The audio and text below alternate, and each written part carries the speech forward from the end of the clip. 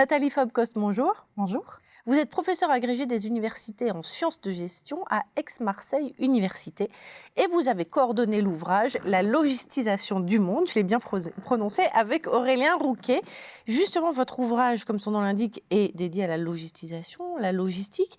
Et c'est un mot qui pourtant, outre sa difficulté de prononciation, nous est beaucoup moins familier que celui de digitalisation, par exemple, alors que son importance est loin d'être anodine. Vous expliquez qu'il s'agit de regarder le monde à travers la circulation des flux, sans lesquels le monde n'existe pas finalement. Oui, tout à fait. Alors, ça ne veut pas dire que la digitalisation n'est pas importante. Non. Et soyons clairs, en logistique, on utilise énormément de systèmes d'information, énormément de technologies digitales.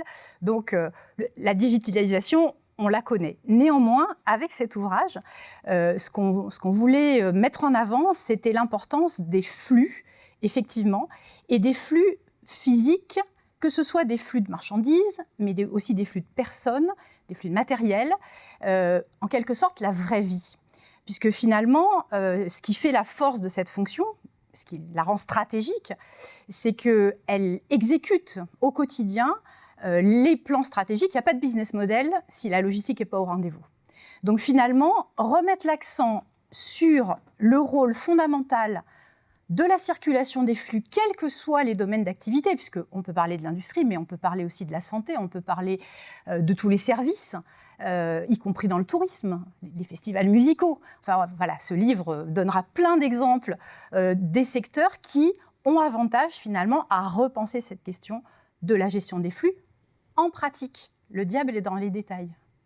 Alors justement, vous dites qu'ensuite, si l'on admet donc cette approche circulatoire et le réel, il y a quelque chose qu'il ne faut pas négliger, c'est l'approche à différents niveaux. Et vous expliquez comme ça qu'il ne faut pas dissocier l'eau politique de l'économie, de la gestion. Ce sont trois disciplines qui doivent finalement fonctionner et qu'on doit penser ensemble. Alors l'ouvrage invite vraiment à aller encore plus loin. Parce que si on dit circulation par les flux, ça veut dire décloisonner, ça veut dire casser les silos, ça veut dire travailler de manière transversale, ça veut dire développer une vision globale. Et ça veut dire articuler une vision globale du système logistique avec son exécution locale contextualisée. Donc, ce qui veut dire qu'en fait, on navigue entre du micro et du macro, on navigue en transversal. On a des principes généraux qui vont s'appliquer quels que soient les contextes, sauf qu'à un moment donné, il y a une contextualisation impérative, sinon ça ne marche pas. Et ça, dans un monde globalisé, ça veut dire que vous faites attention aux cultures, vous faites attention à toutes les frontières qui vont s'ériger. Les flux détestent les frontières, évidemment, et donc le logisticien, c'est un espèce de chef d'orchestre génial, virtuose, qui tous les jours trouve des solutions pour faire circuler ces flux et effectivement faire que ça marche au quotidien, quels que soient les aléas finalement qu'il va rencontrer. Alors, votre ouvrage donne une vision globale de la logistique, mais c'est un travail de très longue haleine, 8 ans, et surtout un travail d'équipe sans lequel votre ouvrage n'aurait jamais pu voir le jour, tel qu'il est en tout cas. Oui, alors honnêtement, c'était et un pari et un défi.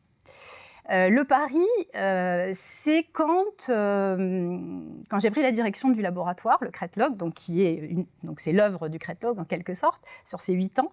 Avec Aurélien, on a eu cette idée d'essayer de faire un espèce de coupe-circuit par rapport à la manière traditionnelle de fabriquer de la recherche. Traditionnellement, un chercheur, ça fait quoi? Ça fait de la recherche, ça produit des résultats. Ça va dans les colloques, après ça écrit des articles dans des journaux scientifiques, après ça fait éventuellement des ouvrages, et après ça communique dans le grand public. C'est ça la circulation habituelle. Et nous, on s'est dit, on devrait pouvoir communiquer beaucoup plus vite les résultats de recherche aux gens que ça peut intéresser.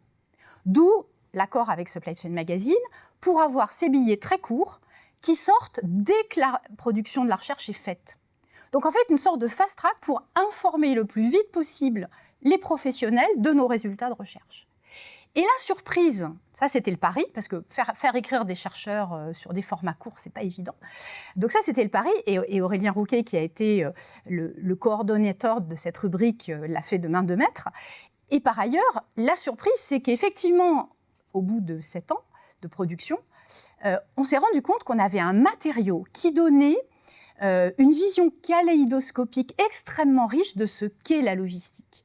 Mais pas comme un traité, en fait, comme voilà, des pièces d'une mosaïque ou d'un puzzle qui permettent de comprendre, mais à travers tous ces éclairages qui sont donnés par les 56 rubriques que le lecteur découvrira. Merci beaucoup Nathalie Fobkost pour cet éclairage et pour ceux qui veulent en savoir plus, je renvoie à votre ouvrage « La logistisation du monde ». Merci Monia.